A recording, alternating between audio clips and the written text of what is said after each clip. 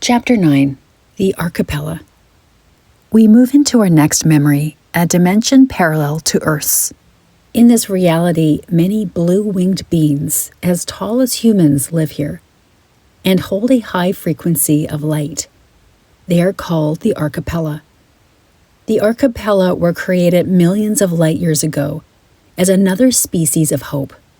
Similar to humans, they were also designed to bring balance to the era that they were living in.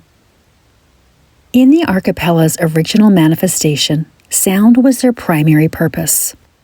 Their sound frequency created peace and harmony and subdued others' ill intent. As this agreement was made between species that sought out a resolution in the Galactic Wars, another intention was set by others that did not want peace, similar to what happened on Earth. They intended to inhibit the Arcapella's voices from reaching their full peak of healing others. This intention was discovered as the Arcapella was created, and an additional ability was gifted to offset what was lost. This gift was to create webs of energy. These webs of energy are very much like the spider webs you see on your planet, and they come in a variety of forms that provide healing. Some of these webs have threads of electric colors that shine through them. Others have liquid droplets of energy that create symbols of strength and clarity.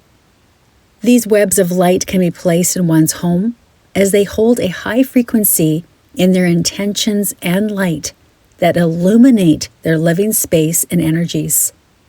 Their web designs also sing with a high vibrational tone that comforts the soul and gives them great peace.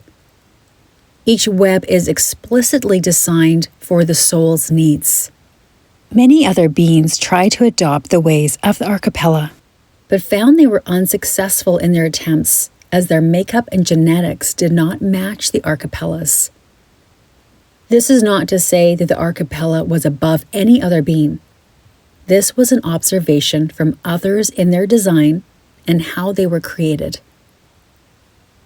When a creation is made from source, there is absolution.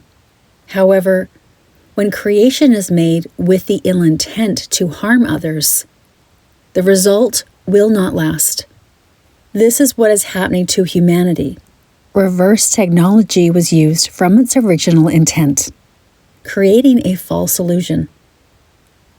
With the amount of light that is now entering Earth, and all those that are awakening, the technology that was manipulated along with the ones that control Earth will no longer be operational. There are already cracks in the illusion that are beginning to form. When the veil is completely shattered, the moment of ascension will happen into the fifth dimension. What was always there, but hidden from all who live on Earth, will be illuminated in their hearts, and this is universal love. Many other species, such as the Arcapella, the dragons, Palladians, and Lyrans, have had to lift, crack, or dissolve veils on their planets. These star races now come forward to aid in humanity's survival and evolution. The Arcapella created these beautiful webs of energy and light for all those that needed them throughout the galaxies. They placed their song, joy, and light of the highest frequency into these webs. We want to convey to the listener that when the veil is lifted for humanity and the majority awakens, a human's joy, light, and happiness will move into your being, and you will create a new world. No other being can hold you back with pretenses of a negative illusion any longer. This is when your life becomes joy-filled and full of magic. This is just the beginning. You can connect and communicate with other species, and worlds will open up to you. Life will not be the same as you know it, and no awakened soul will want to return to how it once was. The Krükanna. The Krükanna is another species that lives near Earth. This species is shorter in stature and has a beige color for its skin tone. There is extra padding on their fingertips, an added sensory gift to the species. The Krükanna have one goal: to mine their planet and send their unique minerals to others that need them. Their minerals are used in the barter system in the Galactic. For these minerals hold extreme value to many species.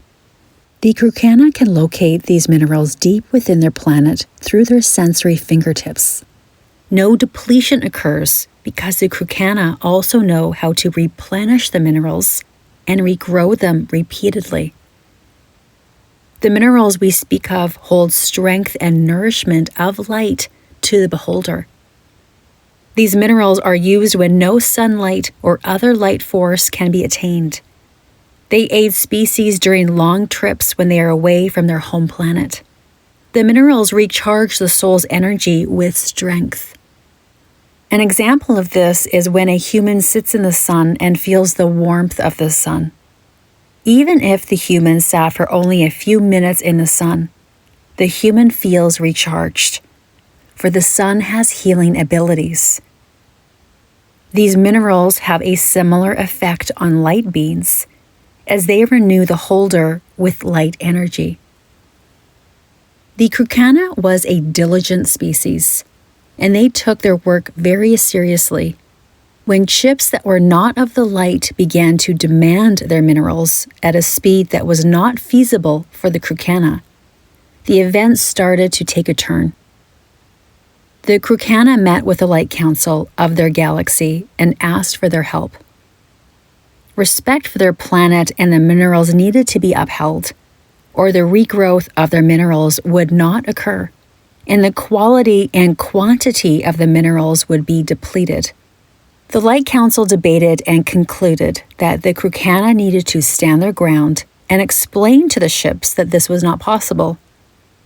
However, when the time came, and the Krükanna met the ships, deaf ears fell upon the Krükanna's words and advice. Groups of ships came down, crushed the Krükanna to the side, and took what they wanted. Caves, where the minerals were stored, were wiped out clean. The Krükanna could only watch in horror as many species took wheelbarrow after wheelbarrow of their minerals from their planet. The aftermath was sorrow and deep sadness within the Krükanna. They could feel their planet begin to shrivel inside of itself. And even the Krükanna's bodies started to feel the effects of such a devastating loss. The Light Council offered their support, but never saw this outcome as it was hidden, veiled for no other to see. There was now a disturbance in the field of light, and the Light Council sent light guides to investigate the surrounding planets, to ask light species if they too had been affected by any run-ins from any other ships. They discovered that this was more than just one planetary disturbance. It was an infection that had taken place. This infection was from a group that began to spread their hatred and greed to others. There was corruption within these souls. And the only way they could see the light again was either to be reborn through death or be isolated in a chamber of light. The infection spread throughout the galaxies, a consumption attitude fueled by darkness. A noticeable separation began between the light and the dark. The dark can be brutal and feared. However, there is one thing that they cannot access: the emotion of love. When the dark takes over completely, sickness consumes their mind and bodies.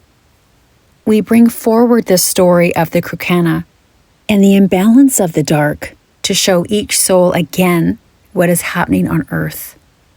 Ego, control, and entrapment of the soul are in full force on your planet.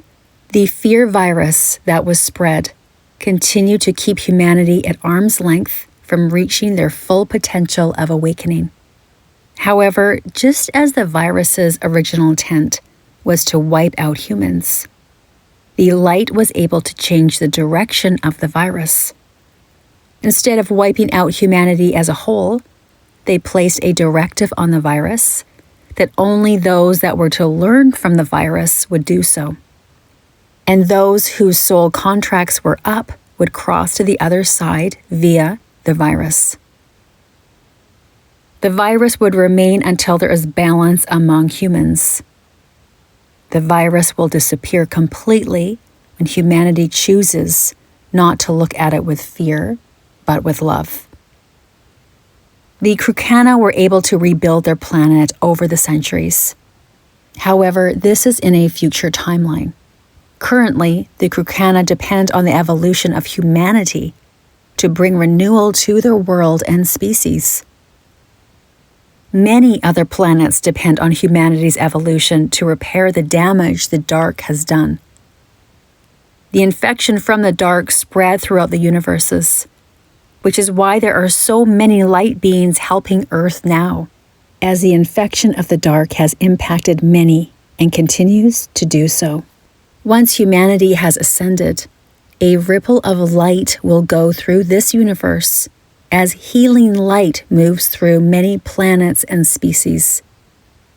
This light is an energy force with new life, new expansion, and the potential for regrowth. This is not to say the dark will disappear completely, for both are needed. However, a new dawn will rise, uniting many collectives that will shine their lights together once again. The light is always stronger together as one.